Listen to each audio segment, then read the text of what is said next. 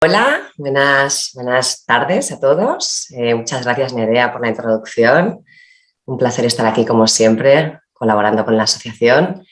Y bueno, me da mucha ilusión presentar al siguiente ponente, que bueno, presenta desde muy lejos, desde Chile. Buenos días, Pablo. Ahí son las 9 de la Bueno, mañana. hola, buenos días. Eh, Hola, Pablo, qué bueno verte.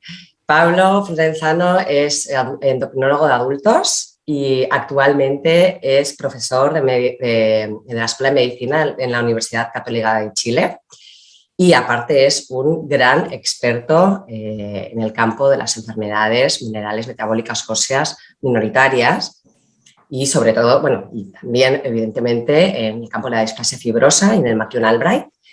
Y bueno, me da especial ilusión porque además fue compañero mío, coincidimos durante unos cuantos meses en una rotación que tuvimos juntos en Estados Unidos, en los Institutos Nacionales de la Salud, en el laboratorio del Dr. Michael Collins, que como muchos de vosotros sabéis es el máximo especialista en la displasia fibrosa a nivel mundial. Y bueno, y Pablo también ha publicado numerosos artículos, algunos de ellos muy relevantes en el campo de la displasia fibrosa, que hoy no tendremos tiempo para revisarlos, pero han sido muy importantes también a nivel del manejo clínico. Y estoy convencida que hoy dará una presentación, una ponencia muy interesante. Pues adelante, Pablo. Muchas gracias, Diana, y muchas gracias, Nerea, por la invitación. Para mí es un honor estar hoy día, esta mañana aquí en Chile, mediodía ya, conversando con ustedes. Y lo que me gustaría hacer es, durante los próximos 30 minutos, que conversemos, hagamos una revisión general, ¿cierto?, de los elementos más importantes, la aproximación a esta condición, y que después pasemos a las preguntas, donde creo que vamos a sacar el mayor provecho, y tenemos no solo un experto, sino que dos expertas, porque Diana, como ustedes saben, es igual o más experta que yo en esta enfermedad, así que podemos ambos tratar de contribuir a responder las preguntas. Y por supuesto, muchas gracias a Nerea y a los organizadores por la invitación. Quedo a disposición para lo que se necesite hacia adelante también. Quiero decir que las diapositivas que vamos a ver, en su gran mayoría, son realizada por el doctor Michael Collins en Estados Unidos, ¿cierto? Que como Diana mencionó, es un gran experto mundial y que tuvo la gentileza de facilitarnos esta presentación.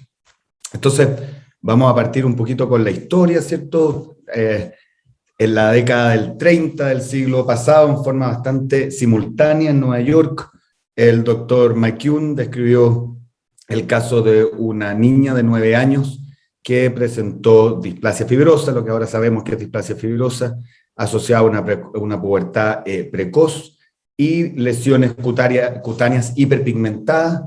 Un año después, el doctor Albright en Boston presentó el reporte de 5 casos de pacientes con displasia fibrosa, que en ese momento se interpretaba como una ostitis fibrosa quística, asociado a áreas de pigmentación cutánea, con pubertad precoz. Entonces, la historia de esta condición lleva más o menos, ¿cierto?, 80 años, en lo que hemos aprendido bastante, y como vamos a ver, tenemos mucho por aprender aún. Entonces, yendo a lo básico, ¿cierto? ¿Cuál es la definición o en qué consiste este síndrome de McCune-Albright? La presencia de, muchas veces, esta triada clásica de manchas café con leche, estas lesiones hiperpigmentadas que respetan o se relacionan con la línea media, de un borde irregular, asociado, ¿cierto?, a pubertad precoz, que inicialmente se dice una pubertad precoz periférica, que es por la activación de los ovarios, los testículos, y que comienzan a generar hormonas femeninas y masculinas antes de tiempo, y eso induce una pubertad antes de tiempo. Y la presencia de estas lesiones cutáneas en que el hueso está reemplazado por tejido fibrótico de menor resistencia, que es la displasia fibrosa, la cual vamos a hablar en más detalle posteriormente. Ya esta triada se le puede agregar una serie de otras endocrinopatías, ¿cierto?, de hiperfuncionamiento de distintas glándulas, como la tiroides, induciendo un hipertiroidismo, la aparición de un exceso de hormona de crecimiento, que si se presenta durante la infancia se verá como un gigantismo, si se presenta en la adultez se verá como una acromegalia, que vamos a ver un poco posteriormente. El síndrome de Cushing, que es importante decir que solo se manifiesta en forma neonatal, es extremadamente infrecuente y solo se presenta en la vida neonatal, no posteriormente durante la vida. No es parte del síndrome de McCune-Albright un exceso endógeno propio de corticoides que aparece tardíamente en la vida.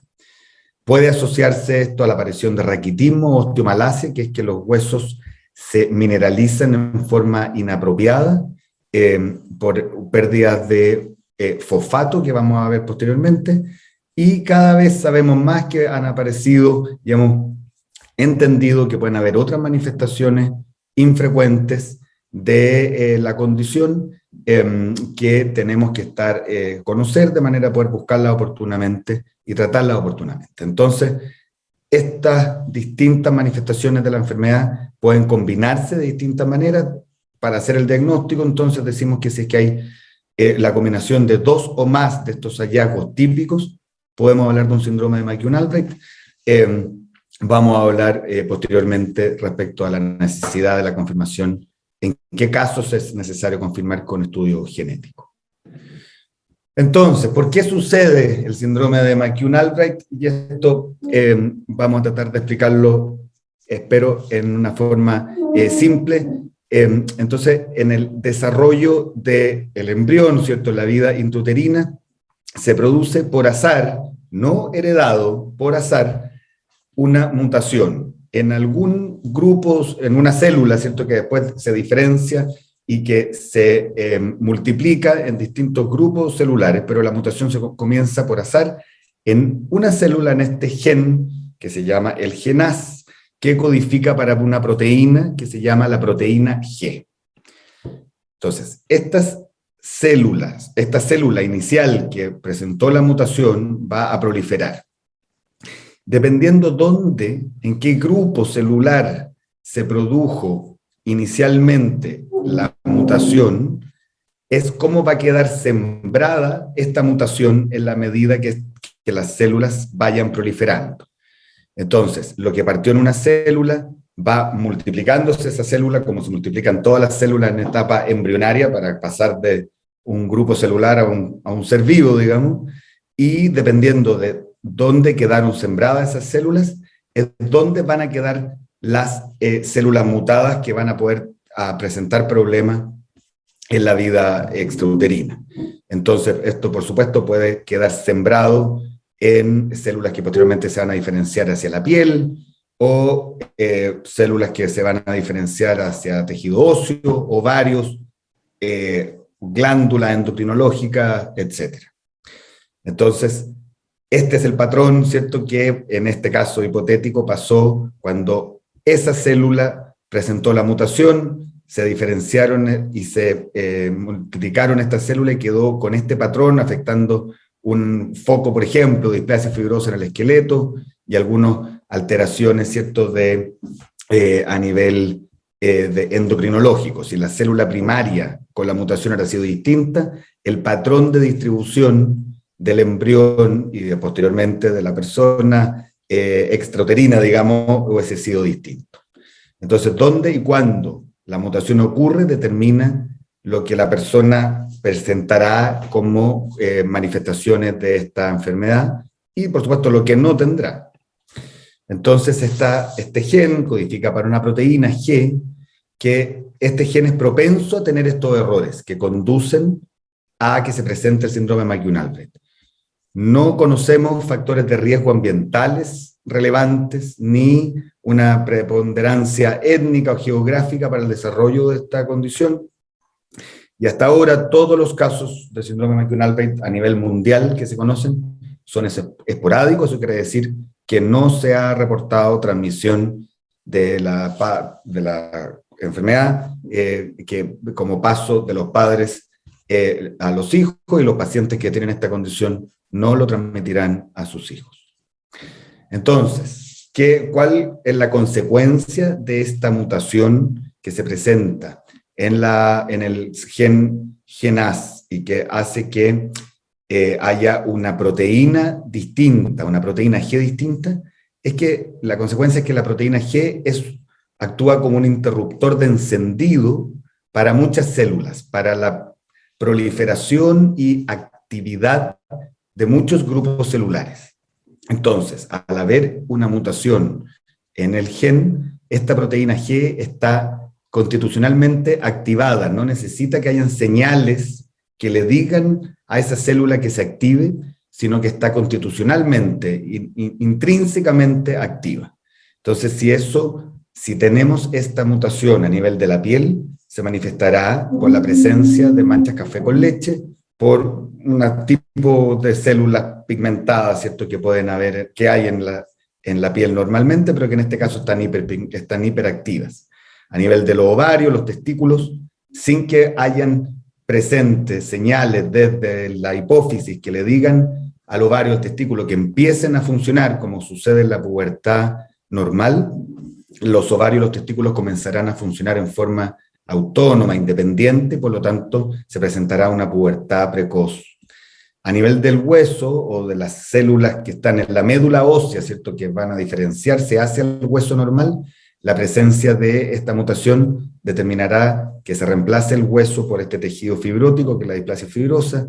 Si es que la mutación está a nivel de la tiroides, esas células de la tiroides no van a responder a su estímulo normal, ¿cierto?, que es la TSH que viene desde la hipófisis, sino que van independiente del estímulo, van a producir un exceso de hormona tiroidea, y ese es el hipertiroidismo. A nivel de la hipófisis, lo mismo con la producción de hormona de crecimiento, y otros órganos como páncreas, cerebro, etc.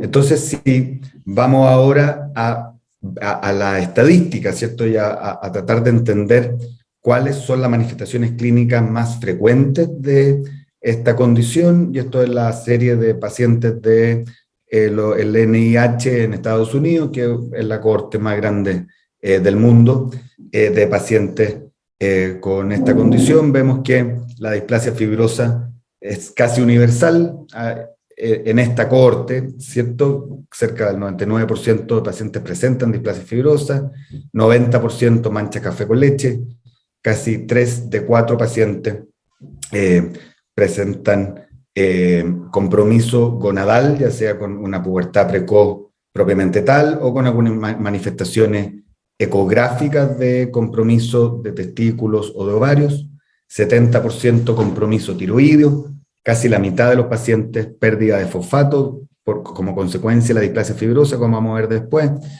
exceso de hormona de crecimiento, un porcentaje minoritario, y un Cushing neonatal afortunadamente en forma infrecuente. Debo decir también que la cohorte que les estoy mostrando, este grupo de pacientes, son pacientes de una severidad probablemente promedio mayor que el promedio mundial de personas con esta condición, porque por algo son pacientes referidos y que llegan a un centro de referencia como es esta institución. Entonces es probable que estos porcentajes, si lo tuviéramos la estadística a nivel mundial de todos los pacientes, cosa que no lo vamos a tener, pero si hiciéramos ese ejercicio hipotético, probablemente las complicaciones, los porcentajes de las complicaciones más complejas, digamos como el síndrome de Cushing o exceso de hormona de crecimiento, probablemente serían menos frecuentes.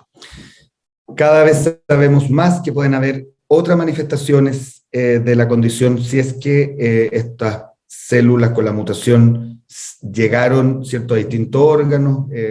Hemos aprendido durante los últimos años que pueden haber manifestaciones a nivel del tubo digestivo, con una tasa de reflujo gastroesofágico más alta que la población en general, la presencia de pólipos a nivel del estómago, el intestino delgado, algunas lesiones en el páncreas, que vamos a hablar brevemente después, a nivel muscular, ¿cierto?, la presencia de mixoma, y como hablábamos en la sesión anterior, el síndrome de Maslow, que es la displasia fibrosa más los mixomas musculares, que de nuevo, afortunadamente, es muy infrecuente. Y sabemos, y es en materia de continua investigación, de que pueden haber algunas manifestaciones en otros órganos, como por ejemplo el cerebro, y se está investigando si que hay algunas manifestaciones como del espectro de los déficits atencionales que pueden asociarse a la presencia de esta condición. Esto es solo como un ejemplo, ¿cierto? Esto hace 4 o 5 años no lo sabíamos, que las personas con síndrome de McCune-Albright tienen mayor riesgo que la población general de desarrollar unas neoplasias mucinosas papilares intraductales, y este nombre complejo lo que quiere decir es que son quistes en los conductos del páncreas, y que se dan con mayor frecuencia en pacientes con esta condición. No sabemos si eso significa que haya un mayor riesgo de que eso sea posteriormente un cáncer. Eso no se ha visto en pacientes con síndrome de McCune-Albright, pero les muestro esto como una forma de representar de que estamos continuamente conociendo y entendiendo más y modificando las recomendaciones, por lo tanto, de cómo tenemos que ir estudiando y buscando estas condiciones en personas con síndrome de McCune-Albright. Entonces, si es que nosotros nos preguntamos cómo hacer el diagnóstico certero y sin duda, ¿cierto?, de un síndrome de McCune-Albright, ya conversamos, ¿cierto?, que la displasia fibrosa es cuando hay una afectación a nivel esquelético, y cuando hay displasia fibrosa más alguna otra manifestación extraesquelética, vamos a hablar de un síndrome de McCune-Albright. Entonces, si nosotros tenemos en este eje, ¿cierto?, el nivel de certeza con el cual estamos haciendo el diagnóstico, si tenemos a una persona que tiene displasia fibrosa, tiene manchas café con leche y tiene cualquiera de las endocrinopatías que conversamos, una pubertad precoz, un hipertiroidismo, un exceso de hormona de crecimiento, el diagnóstico está establecido, ¿cierto? Y el estudio genético no es necesario desde el punto de vista clínico. Ahora, si es que en contraste tenemos una persona que solo tiene mancha café con leche, más alguna endocrinopatía, como por ejemplo puede ser una pubertad precoz, que ambas condiciones pueden darse en la población general sin síndrome de McCune-Albright, y que vamos a tener un nivel de certeza menor de que esto efectivamente corresponde a un síndrome de McCune-Albright, en cuyo caso sí se justifica hacer un estudio genético. Lo mismo cuando hay solo displasia fibrosa o displasia fibrosa más mancha café con leche, dado que pueden haber un porcentaje significativo de la población que los tenga sin tener síndrome de McCune-Albright, se justifica pensar en hacer un estudio genético, idealmente el estudio genético realizado en el tejido afectado más que en leucocitos circulantes, y podemos hablar de eso posteriormente.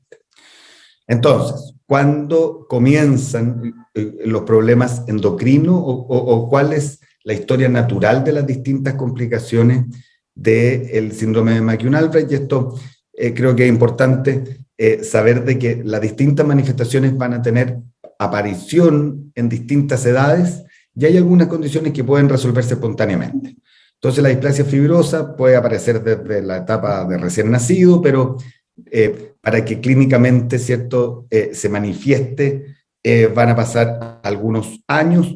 En general, durante los primeros 5 años de la vida se presenta la displasia fibrosa, y como vamos a ver posteriormente, lo que ya está presente a los 5 años es la carga de enfermedad, o sea, son los focos de displasia fibrosa que van a estar activos, o sea, presentes durante el resto de la vida. Es muy poco probable que aparezcan nuevos focos clínicamente significativos después. Vamos a hablar más posteriormente. Las manchas café con leche son desde el nacimiento y persisten durante la vida. La pubertad precoz generalmente se presenta no en el periodo neonatal, sino que después del año de vida. El compromiso tiroideo, lo mismo, ¿cierto? Generalmente después de los 5 años. El compromiso de la pérdida de fosfato, la hipofosfatemia, generalmente aparece no en la etapa de la infancia temprana, ¿cierto?, sino que a partir de los 4 o 5 años, cuando ya apareció una cantidad de displasia fibrosa suficiente como para inducir esta pérdida de fosfato, y lo que hemos visto es que habitualmente después de los 20 años disminuye esta pérdida de fosfato inducida por la displasia fibrosa y tiende a normalizarse el fosfato. el tema de la hormona de crecimiento, generalmente aparece desde los 10 años de vida, y como conversamos, el síndrome de Cushing se presenta durante la infancia temprana y no posteriormente. Entonces, vamos a hablar un poquito de la displasia fibrosa, que como dijimos, es una de las manifestaciones, es la manifestación junto con las manchas de café con leche más frecuente, y vamos a hablar brevemente de por qué se produce, ¿cierto? Entonces, a nivel de la médula ósea, ¿cierto? Hay células madres que se pueden diferenciar a distintos tipos celulares. Se pueden diferenciar normalmente un osteoblasto, y los osteoblastos son las células encargadas de formar tejido óseo sano, normal, y también pueden diferenciarse a adipocitos, ¿cierto? Que es tejido graso que está normalmente en la médula ósea, o otros tipos celulares.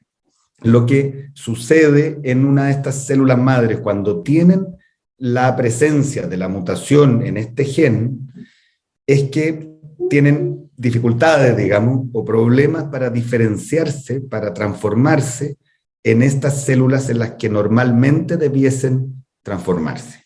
Entonces, se acumulan y se acumulan como en esta etapa previa a la diferenciación normal.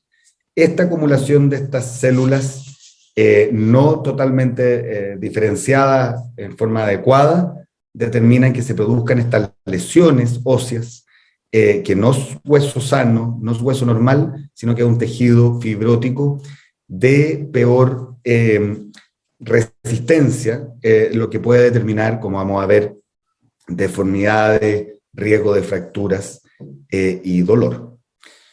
¿Qué huesos están involucrados? ¿Pueden involucrarse en la displasia fibrosa? Y este gráfico lo que quiere mostrarles es que en cualquier parte, digamos. Hay lugares preferentes, ¿cierto? Y de mayor cuidado, que tenemos que estar más preocupados, como vamos a ver, como es el fémur, ¿cierto? Y el fémur proximal, o sea, el cuello del fémur, que es un sitio de que producirse una fractura puede tener consecuencias importantes. El cráneo, ¿cierto? Que vamos a ver que puede tener consecuencias específicas, la columna, pero básicamente puede estar en cualquier parte. Esto yo creo que es un concepto que intentaré explicar claramente, porque creo que es importante para la tranquilidad de las personas y de los familiares de personas con esta condición. Es que la displasia fibrosa tiende a aparecer, dijimos, durante los primeros años de la vida, y ya a los 15 años, todos los focos de displasia fibrosa que van a aparecer en una persona ya han aparecido.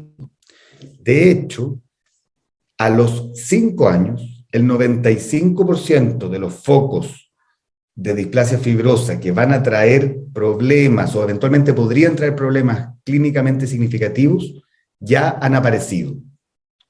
Entonces, de ahí viene, por ejemplo, la recomendación de que en un niño con síndrome de McCune-Albright intentar hacer el cintigrama o la gamografía, que es la forma de diagnosticar, o una de las formas de diagnosticar los focos de displasia fibrosa, hacerlo a los 5 años y no antes, porque si es que lo hacemos antes puede que nos perdamos o que no seamos capaces de diagnosticar algunos focos que van a aparecer después. Si lo hacemos a los 5 años, podemos tener la tranquilidad de que estamos pesquisando la gran mayoría, por lejos, ¿cierto? 95% de los focos de displasia fibrosa que nos pueden traer problemas y que vamos a tener que estar vigilando hacia adelante. Entonces, la displasia fibrosa puede afectar distintos segmentos del esqueleto y que van a dar manifestaciones clínicas distintas y que nosotros tendremos que preocuparnos de manera distinta, específicamente. Entonces, puede afectar el esqueleto apendicular, digamos, o sea, el esqueleto de los huesos largos, extremidades superiores e inferiores, y eso determinar que haya desviaciones, ¿cierto? Deformidad de las extremidades, puede producir dolor, puede producir dificultad en la marcha, y aumenta el riesgo de tener fracturas.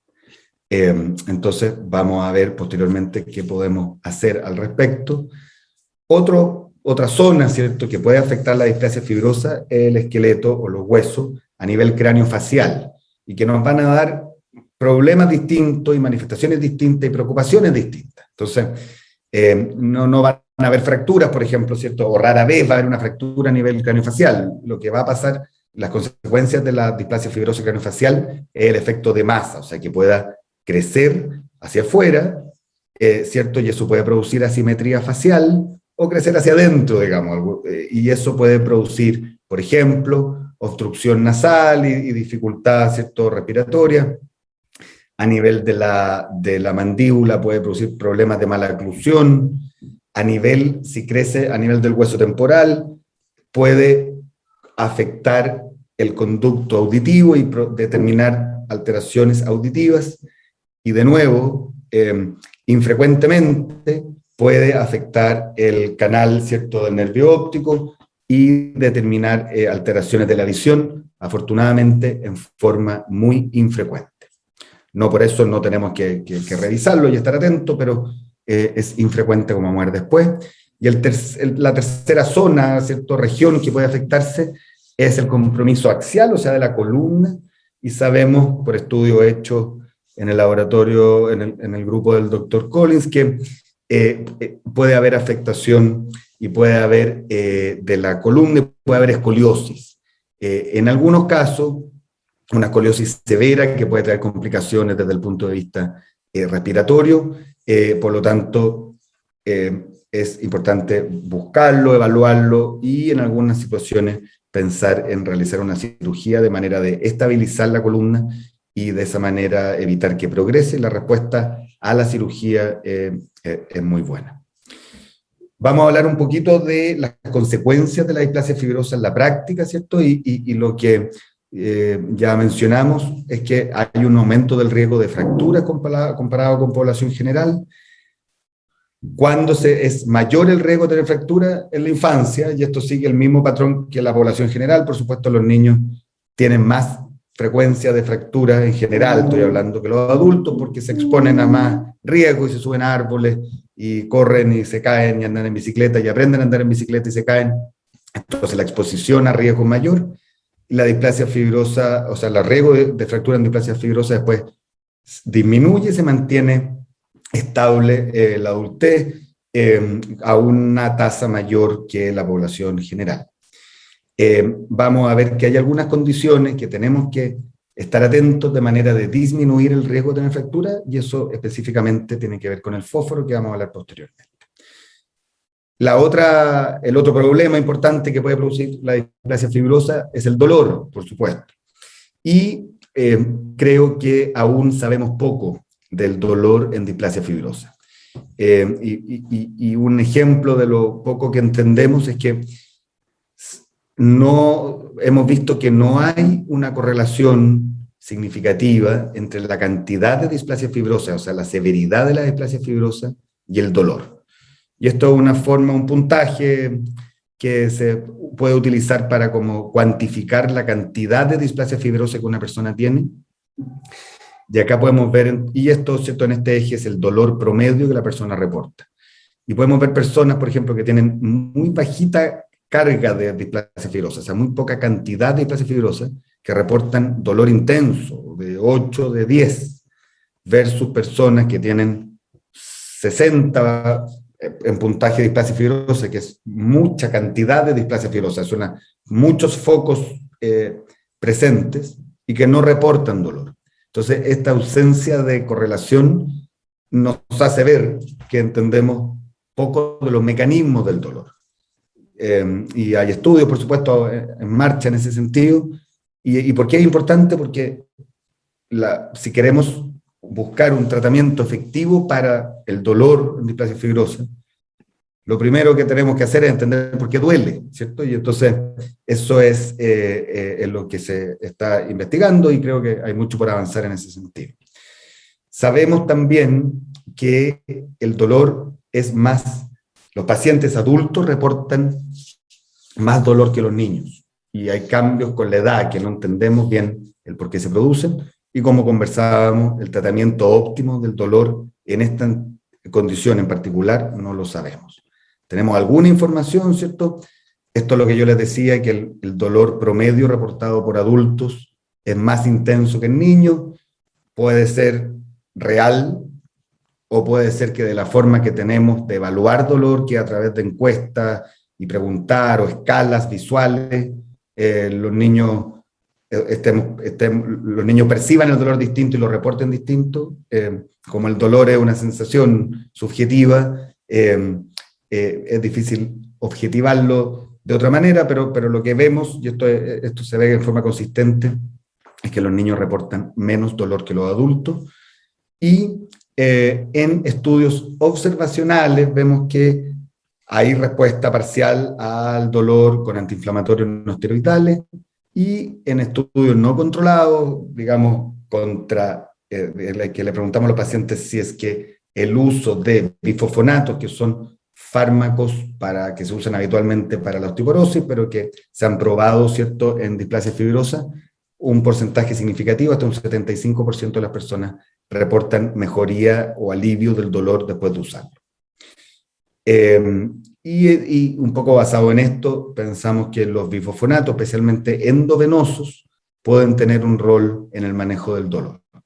¿Qué sabemos en general? Y esto es un resumen de lo que entendemos del uso de estos remedios, bifosfonatos, ¿cierto? Ácido zoledrónico endovenoso o pamidronato endovenoso, en displasia fibrosa.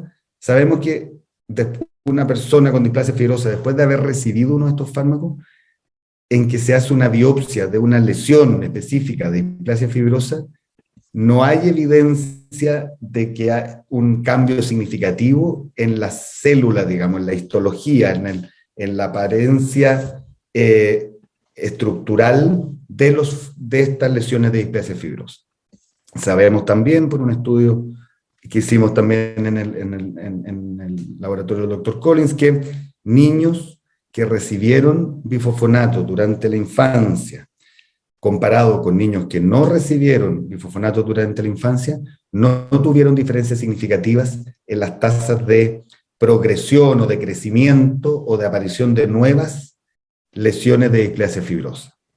Por lo tanto, en resumen, diríamos que la evidencia actual apoya el hacer una prueba terapéutica, o sea, ver si es que en un paciente en particular hay una respuesta al uso de bifosfonatos endovenoso para aliviar el dolor, y no hay evidencia actual que apoye efectos beneficiosos sobre la calidad ósea o otros resultados esqueléticos, como por ejemplo la progresión de la displasia fibrosa. Y una palabra de denosumab, ¿cierto?, que es otro fármaco que se utiliza habitualmente para la osteoporosis, que tiene un mecanismo de acción un poquito distinto a los bifosfonatos, pero que se ha intentado usar en displasia fibrosa con resultados en términos de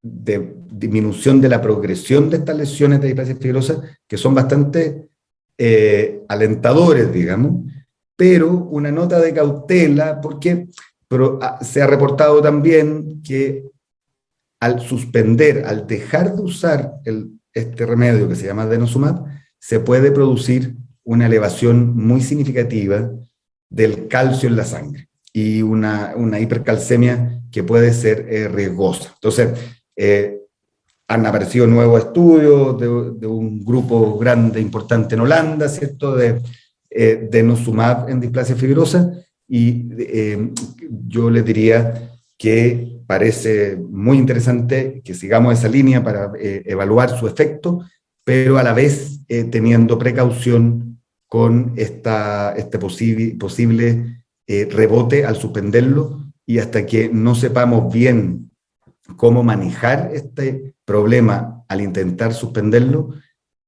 creo que el denosumab debería ser utilizado en un centro de referencia y idealmente en el contexto de un estudio clínico. En términos de la displasia fibrosa craneofacial, como concepto general, la mayoría de las veces no se necesita cirugía para resolver la displasia fibrosa craneofacial. ¿Y cuál es la razón? Es que la posibilidad de recurrencia, o sea, que vuelva a salir ese foco de displasia fibrosa una vez que se operó, es muy alto, es cerca de un 70% de un globo. De pensar en hacer una cirugía craneofacial, tiene que ser con un equipo de cirujanos experimentados que haya visto pacientes con displasia fibrosa y que sepan las complejidades que esto tiene.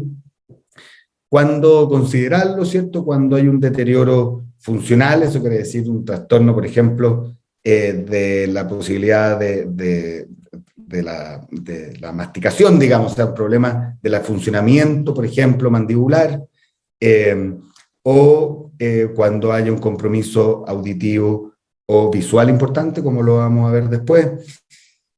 En casos de deformidad y cosmética, por supuesto que es muy relevante considerarlo, pero la recomendación general es reservar cirugías solo para condiciones graves desde este punto de vista, y lo que no se recomienda en general es hacer cirugías de como reducción o afectado, shaving, que se llama técnicamente, ¿cierto? Que es como una mínima, o sea, sacar una capa de esta displasia fibrosa, porque la probabilidad de recurrencia es extremadamente alta, y muchas veces vemos a personas que han pasado por muchos procedimientos de esta como reducción sin un efecto significativo.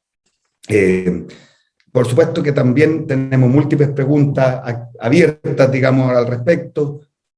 No sabemos bien cuándo, en forma precisa, debiésemos pensar en hacer cirugía y a qué edad. Tratar de identificar qué personas tienen más probabilidad de que vuelva a salir la displasia fibrosa después de una cirugía y cuáles no. Sería información muy útil para tomar decisiones.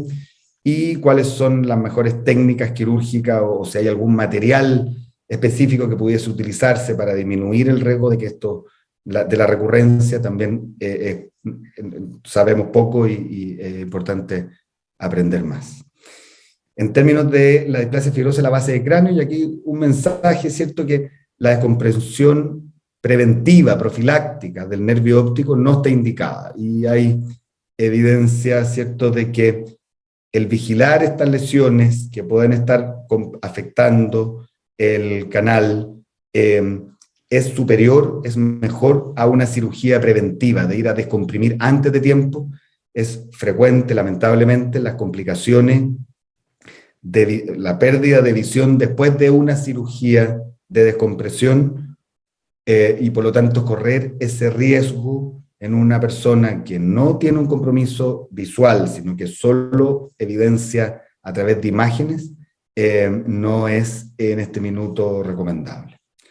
Y de nuevo aparecen, ¿cierto?, las complicaciones desde el punto de vista de endocrinopatías que pueden afectar a los huesos. Entonces el exceso de hormona de crecimiento, el hipertiroidismo, la pérdida de la baja de fósforo en la sangre, se han asociado a peores resultados o a peores desenlaces desde el punto de vista de la displasia fibrosa.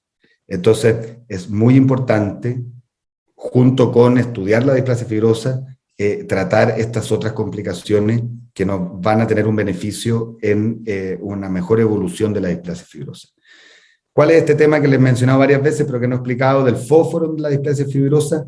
Los pacientes con una cantidad significativa de displasia fibrosa pueden secretar una hormona desde esos focos de displasia fibrosa, que es una hormona que se llama FGF23, que a nivel del riñón actúa haciendo que se pierda fósforo por la orina, y al bajar el fósforo en la orina, o sea, al subir el fósforo de la orina, baja los niveles de fósforo en la sangre, y esta disminución de fósforo en la sangre se ha asociado con peores resultados desde el punto de vista de la displasia fibrosa, mayor riesgo de tener fracturas, mayor porcentaje de dolor, y por lo tanto es muy importante tratarlo cuando se presente la hipofosfatemia. No en todas las personas, por supuesto, con displasia fibrosa, se debe tratar dando fósforo asociado a calcitriol, que es un tipo de vitamina D activada. Hay algunos tratamientos que eventualmente pudiesen ser beneficiosos en el futuro en este sentido, que es un anticuerpo que puede unirse a este FGF23, corrigiendo la alteración sin necesidad de estar tomando fosfato, pero eso todavía está en investigación. Y para terminar, un par de palabras en otras manifestaciones de endocrinopatía en el síndrome de McCune-Albright, que son muy relevantes, ¿cierto? La pubertad precoz, que se puede manifestar por quistes la activación de los ovarios se puede manifestar por quistes ováricos y por un aumento de producción de estradiol. El aumento de la producción de estradiol, al actuar sobre su tejido mamario, puede inducir la aparición de un botón mamario y la pubertad precoz, y puede hacer que se cierre prematuramente la placa de crecimiento y influir en la talla, en la estatura final de la persona. Entonces, ¿cómo se trata? O sea, ¿cuándo se trata la pubertad precoz? Generalmente siempre, pero esto con los objetivos de prevenir una baja estatura importante, la edad adulta, y también, por supuesto, mitigar las consecuencias psicosociales de una maduración sexual temprana en una niña. Evitar, como regla general, la cirugía. El tratamiento de esto es médico a través de distintos fármacos que bloquean la acción del estrógeno en sus tejidos, en el tejido blanco, digamos, o sea, a nivel mamario, por ejemplo, o a nivel de la placa de crecimiento. Y esos son el tamoxifeno, el letrozol, que tienen distintos mecanismos de acción, pero que han mostrado ambos disminuir la pubertad precoz, mejorar el pronóstico desde el punto de vista de talla final. En los hombres también puede haber pubertad precoz, se puede manifestar por lesiones testiculares que se pueden ver en una ecografía, que es la hiperplasia de las células de Leydig. Y lo que vamos a hacer es también tratar para prevenir la talla baja, mitigar las consecuencias, y también no realizamos cirugías como regla general, sino que se trata con fármacos que bloquean la acción de la testosterona. Puede haber hipertiroidismo, como dijimos, y se puede manifestar por bocio, esto es un aumento del tamaño que puede ser visible, y en una ecografía, un ultrasonido, ¿cierto? Puede verse un patrón parchado, ¿cierto? Afectación de algunas zonas de la tiroides con característicos, y clínicamente puede tener solo el compromiso en la ecografía, o puede tener un hipertiroidismo propiamente tal, que lo evaluamos con hormonas de TSH, T4, T3. El tratamiento en general es con fármacos para bloquear la producción del exceso de la hormona tiroidea, y muchas veces llegamos a una cirugía en que se saca la tiroides finalmente. En otras causas de hipertiroidismo usamos una sustancia que se llama yodo radioactivo. En síndrome de McCune-Albright en general no se recomienda por un riesgo más bien teórico, no del todo demostrado, de un mayor riesgo de cáncer de tiroides en personas con síndrome de McCune-Albright. Y para terminar, esto de cáncer en síndrome de McCune-Albright, que por supuesto es una preocupación de los pacientes y sus familias. Esta mutación en el gen AS es un oncogen. Esto quiere decir que es una mutación genética que puede promover el crecimiento celular o tumoral, pero es débil, no es suficiente para causar cáncer por sí solo, pero puede actuar como un factor predisponente para que se agreguen otras mutaciones en algún tejido en específico y que lleve esto a eventualmente la aparición de algunos cánceres. Aquí una lista abreviada. El riesgo, ¿cierto?, siempre de que una displasia fibrosa pueda transformarse o ser un osteosarcoma, que es un cáncer en un hueso. La verdad es que los pacientes que se han reportado los casos, el principal factor de riesgo fue después de usar radiación, de intentar irradiar algunas de estas lesiones, por lo tanto no está recomendado. Solo 2 casos de cáncer de tiroides reportados, cáncer testicular está reportado en un solo caso, cáncer de páncreas, 2 casos. Y por supuesto que todos estos tipos de cáncer existen en la población general, entonces no sabemos con certeza si es que hay un aumento del riesgo o no. Y lo que sí, hay un estudio del grupo holandés con el NIH que mostró que hay un aumento del riesgo de cáncer de mama en mujeres con McCune-Albright, y por lo tanto debiésemos estar buscándolo activamente. Está, ¿cierto?, publicado y traducido por Diana en la página, ¿cierto?, de la asociación, estos algoritmos para el diagnóstico y el tratamiento, que va tema por tema, ¿cierto?, tratando cómo estudiar y cómo tratar, y creo entonces que puede ser una herramienta útil para todos, porque, como decíamos, hemos aprendido mucho durante los últimos años, pero tenemos mucho para aprender. Y esto se ve reflejado en estudios de calidad de vida, en personas con displasia fibrosa o síndrome de McCune-Albright, donde vemos que en los niños, por supuesto, siempre muy resiliente la calidad de vida comparado con la población general, que está en la línea continua en negro, ¿cierto? Muy similar, con un deterioro leve, ¿cierto? Sobre todo a nivel del funcionamiento físico. En los adultos con displasia fibrosa y familiares de displasia fibrosa, en varias esferas, ¿cierto? La calidad de vida está un poco disminuida respecto a la población general, y eso nos motiva y nos obliga a todos a seguir trabajando, seguir investigando y seguir tratando de entender más de esta enfermedad, de manera de que esa calidad de vida mejore muy significativamente.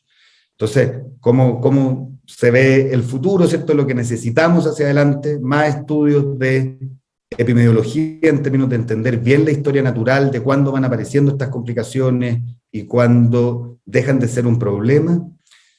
Entender más de cuáles son las mejores aproximaciones quirúrgicas, o sea, cuándo eventualmente hay que operar una displasia fibrosa, a qué edad o con qué técnica, todavía son desafíos activos, y todo lo que es estudios de fármacos, o sea, cuál es el mejor tratamiento para el dolor, si es que hay algún tipo de tratamiento que no tengamos que usarlo sistémicamente, o sea, para todo el cuerpo, sino que uno pudiese, por ejemplo, inyectarlo en el foco de displasia fibrosa, sería algo muy útil.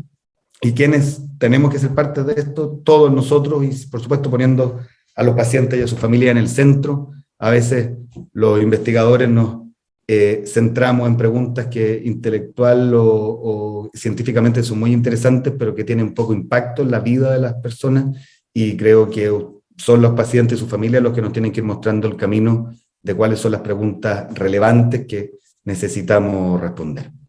Y muchas gracias por su atención. Ahí está mi correo electrónico, si en algún minuto puedo ser de utilidad para alguien. Muchas gracias. Bueno, sin palabras, Pablo, es una ponencia absolutamente maravillosa. Creo que muy, muy útil para las familias, para los pacientes. Me ha quedado todo clarísimo. Te felicito.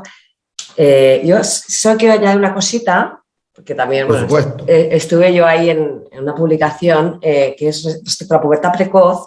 Una vez que las mujeres maduran sexualmente, también se han visto una serie de alteraciones en el nivel ginecológico, que me parece importante resaltar, porque a veces como que nos entramos en la pubertad precoz, pero posteriormente estas mujeres que han sufrido pubertad precoz en la infancia, luego también pueden tener sangrados irregulares, pueden tener algunos problemas de fertilidad. Bueno, hay una publicación que de hecho la hicimos con el NIH también, y que es importante también que las mujeres lo tengan en cuenta, que pueden tener estas alteraciones después también, una vez ya sean en la edad adulta. Tenemos una serie de preguntas. Una de ellas es ¿recomiendas algún tipo de complemento vitaminas para las personas con displasia fibrosas? Me han recomendado el Nodol, que me lo habían enviado por aquí, y bueno, lleva glucosamina, condroitina, manganeso, aloe vera, arpagofito y SMM. No sé qué opinarás tú, Pablo. Sí,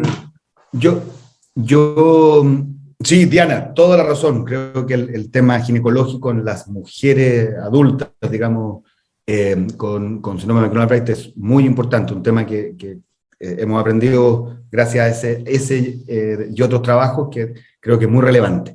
De la suplementación vitamínica, yo creo que la más relevante, ¿cierto?, pasa por la vitamina D. Ustedes saben que la vitamina D la extraemos desde la piel por exposición solar.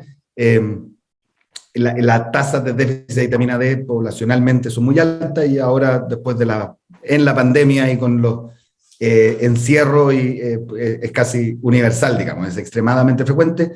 La disminución de la vitamina D tiene efectos óseos negativos en la población general, y en personas con displasia fibrosa no veo por qué sería la excepción.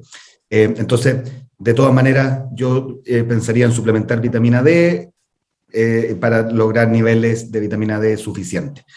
Otras vitaminas, yo creo que no debiesen haber diferencias significativas con la población general, de la necesidad de una dieta equilibrada, y si por alguna razón la dieta no está otorgando todos los nutrientes o vitaminas necesarios, suplementar complejo B o otros, pero no veo, y Diana, por favor, quiero escuchar tu opinión también, una necesidad en particular en personas con McCune-Albright de usar otro complejo vitamínico. La condroitina y la glucosamina y estos elementos que estaban en ese compuesto son fármacos que han mostrado cierto beneficio en términos del manejo del dolor en osteoartritis, que puede ser una complicación del síndrome de McCune-Albright a largo plazo, porque cuando hay deformidades de extremidades inferiores, la carga sobre las articulaciones no es simétrica y pudiese haber un aumento del riesgo de osteoartritis. Y esos compuestos, en un porcentaje de personas, pueden tener un efecto sobre el dolor, no sobre regeneración articular, no sobre cambios significativos de la calidad de la articulación, pero sí de el dolor. Entonces, podría hacerse una prueba, me imagino, y ver si hay una respuesta desde el dolor. Bueno, pues no suscribo todo lo dicho, vamos, opino exactamente igual que tú. Un pequeño apunte, en España la osteoartritis se llama artrosis, lo digo porque...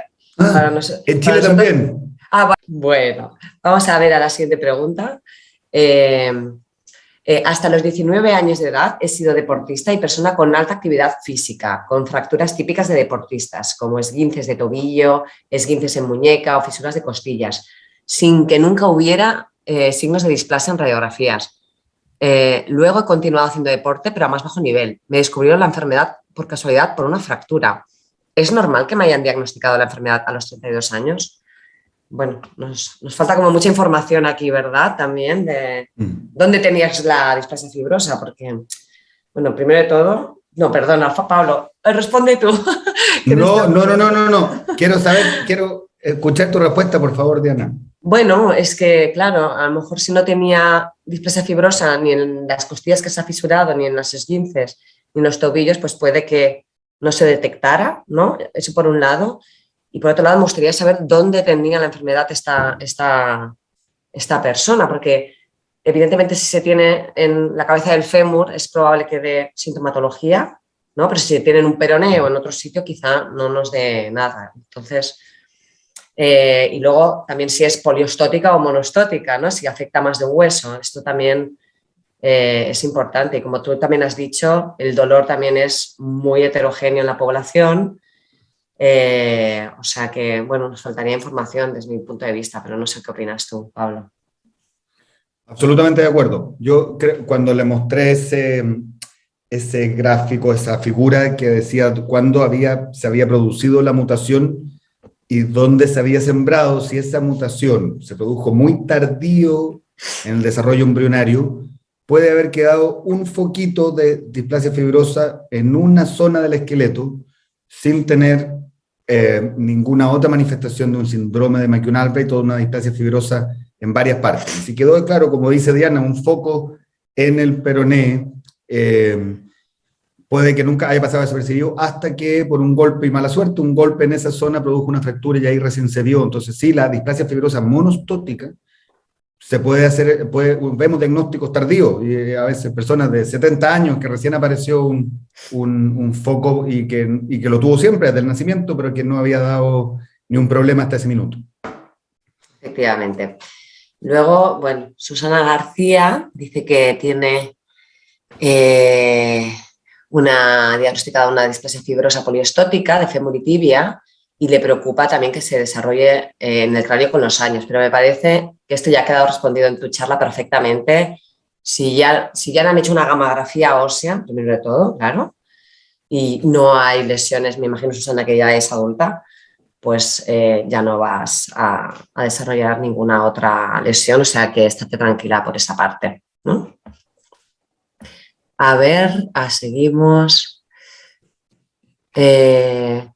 ¿Usted cómo vigilaría brotes o empeoramientos en casos con displasia fibrosa poliostótica en adulto? ¿Revisaría con analíticas la fosfatasa alcalina ósea o utilizaría otro indicador en las analíticas? Me parece una pregunta muy indicada especialmente para ti, Pablo, porque precisamente tienes una publicación muy, muy relevante en este aspecto.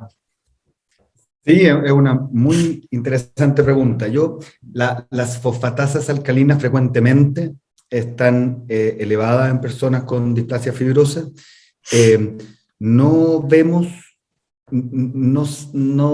por lo que sabemos hasta ahora, un rol patológico del hecho de tener displasia, fosfatasa alcalina elevada en displasia fibrosa, no sabemos, digamos, no es malo en sí. Es un indicador de que hay displasia fibrosa y que esos focos de displasia fibrosa están activos. Entonces, yo respondería que si hay elevación de fosfatasa alcalina, lo primero que iría a ver es el fosfato, el fósforo sérico. Si el fósforo sérico está disminuido, lo normalizaría a través de la utilización de sales de fosfato y de calcitriol, de vitamina D activada. Y, por supuesto, tratar de tener vitamina D 25 hidroxivitamina D, la vitamina D común y corriente, ¿cierto?, que se mide habitualmente, también tenerla normal porque el déficit de vitamina D también puede elevar fosfatasa alcalina. Si es que el fósforo está normal, la vitamina D está normal, no haría un cambio de conducta solo por el hecho de tener fosfatasa alcalina elevada. Sí me preguntaría si hay dolor como consecuencia de la displasia fibrosa.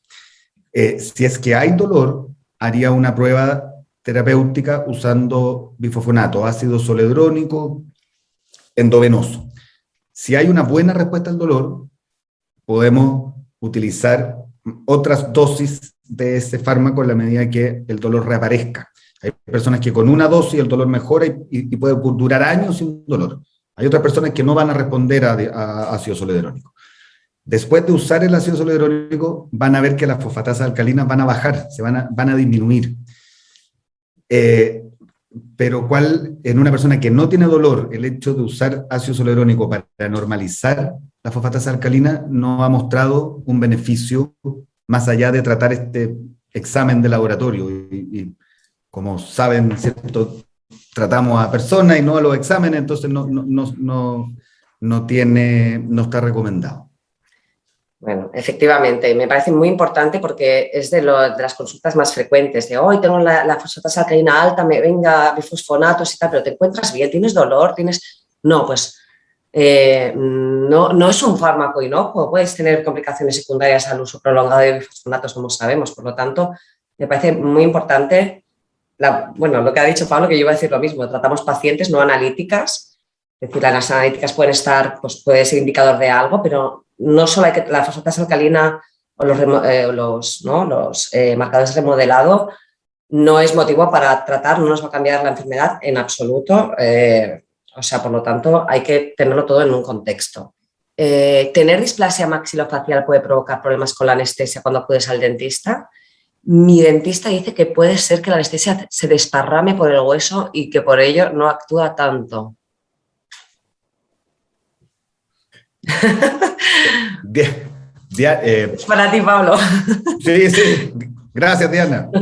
No, no que yo haya leído, escuchado, sí me imagino, y estoy especulando, pero me imagino que en focos de displasia fibrosa maxilares la anatomía, por supuesto, está alterada. Entonces los referentes anatómicos que usan los odontólogos para decidir y dónde anestesiar pueden estar modificadas, y en ese sentido entiendo que puede ser más difícil el anestesiar a una persona. No veo alguna razón extra más allá de eso, de por qué la anestesia tendría un efecto negativo en una persona con displasia fibrosa, más allá de que debe ser difícil, porque eso, Diana, ¿no? Por favor, ayuda. No, yo lo que pienso es que a veces algunos pacientes con displasia fibrosa tienen alteraciones en el dolor, como sabemos, y yo no sé si a lo mejor también pueden tener a veces una respuesta, pues estoy especulando, porque la verdad es que nunca me parece muy buena pregunta, pensarlo, y qué opinan otros pacientes, a lo mejor también pueden compartir su opinión, ¿no? Como pacientes se han ido al dentista y tenían displasia maxilofacial, se han tenido algo parecido porque sería digno de estudio. Pero puede ser, pues, ya que no es un dolor característico la displasia fibrosa, pues puede ser que a lo mejor una anestesia que le alivia a un paciente normal, igual que un ibuprofeno le alivia a una persona sin displasia fibrosa, a lo mejor un paciente con displasia fibrosa no, pero no tenemos un conocimiento claro de ello, es decir, no te podemos dar una respuesta clara, ¿no? a este paciente, pero me parece algo interesante, y si hay otros pacientes que han tenido este problema, por favor, comunicárnoslo, porque sería muy interesante evaluar. A ver, seguimos. Bueno, mucha gente también aquí que está felicitándote por la charla, Pablo, pero... Muchas gracias. Sí. A ver, otra persona. ¿Algún problema con tomar tamoxifeno en la edad adulta debido a un cáncer de mama teniendo displasia fibrosa McCune-Albright?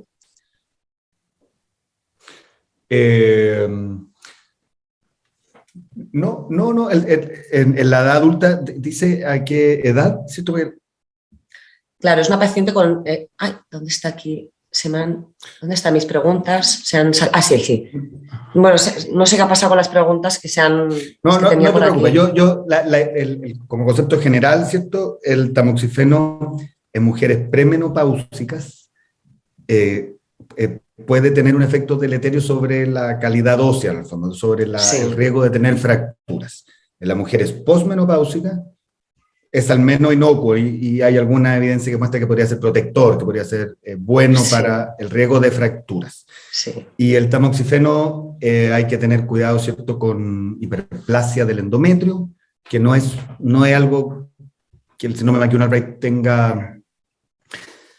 Bueno, hay alguna evidencia en general de que personas con síndrome de McCune-Albright podrían tener un pequeño mayor riesgo de neoplasia en distintos tejidos. El grupo de Holanda mostró un reporte en ese sentido. Entonces, como regla general, yo diría, si es que el uso de tamoxifeno es premenopáusico, hay que estar preocupado de la salud ósea en forma más activa, digamos, porque eventualmente es un factor de riesgo para tener fractura, ya no solo por McCune-Albright, sino que por, en general, en la posmenopausia, el tema óseo no es un problema, y en general yo sí creo que debiese haber un screening o una búsqueda más activa de problemas endometriales por este riesgo teórico pequeño que podría otorgar el síndrome de McCune-Albright en general de mayor riesgo de cáncer. Sí, bueno, en el cáncer de mama, de hecho, si esta paciente está tomando tamoxifeno, lo más seguro es que ya está en un estatus posmenopáusico, ¿no? Porque en general el cáncer de mama, sobre todo producto de estrógenos, más frecuente, sí. Se le induce una menopausia al final, ¿no? También para el propio tratamiento. Sí, yo en principio seguiría los consejos del oncólogo del cáncer de mama, teniendo en cuenta lo que has dicho tú, Pablo, pero bueno, no creo que sea un problema especial, o sea, el problema ahora mismo es tratar el cáncer, el tumor de la mama. A ver, una preguntita más. Bueno, relacionados también con cáncer, las y los pacientes con displasia fibrosa en McCune-Albright tienen más posibilidades que el resto de padecer un cáncer de mama.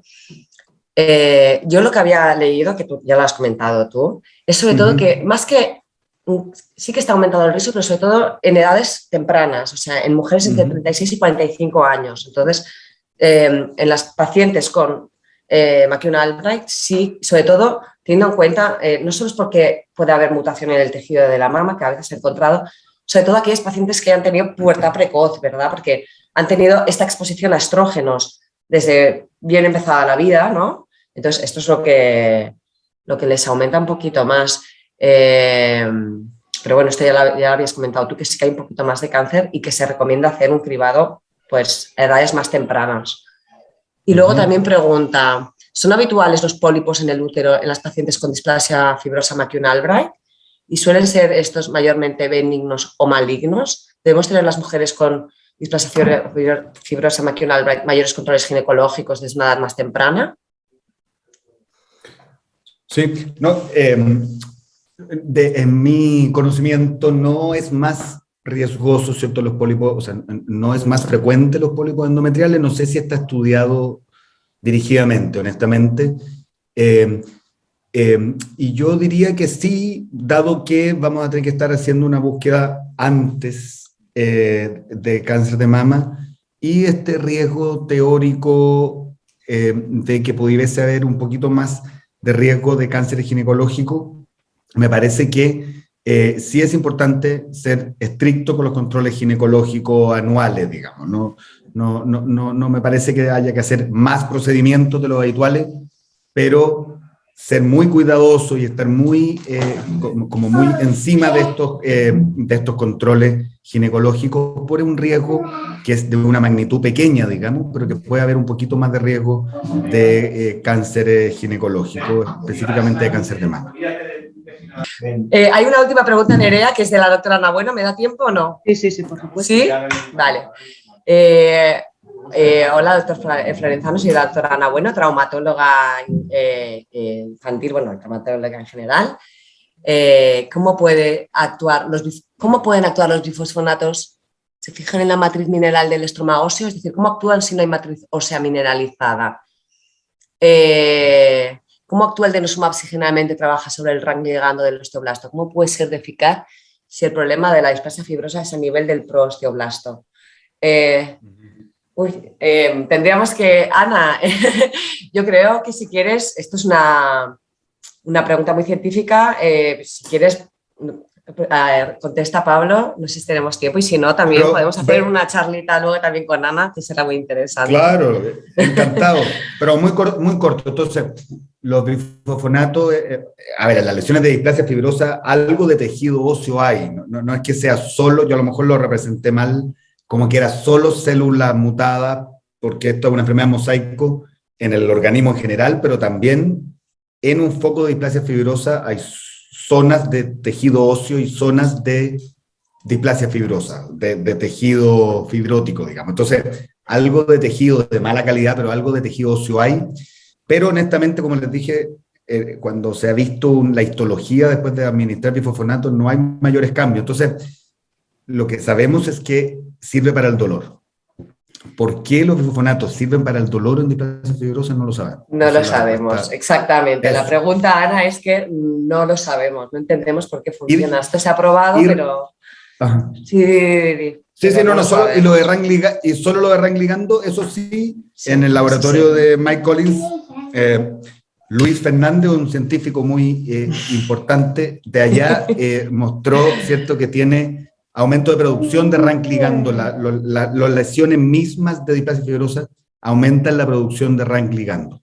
Entonces, con inmunohistoquímica se mostró que estas lesiones se expresan, digamos, hay aumento de producción local de Rank ligando, entonces el bloquear la acción de Rank ligando a nivel local podría tener un beneficio. Eso sí tiene más sentido, sí, quizás fisiopatológico. Si el problema del denosumab no es usarlo, es cómo suspenderlo. Efectivamente.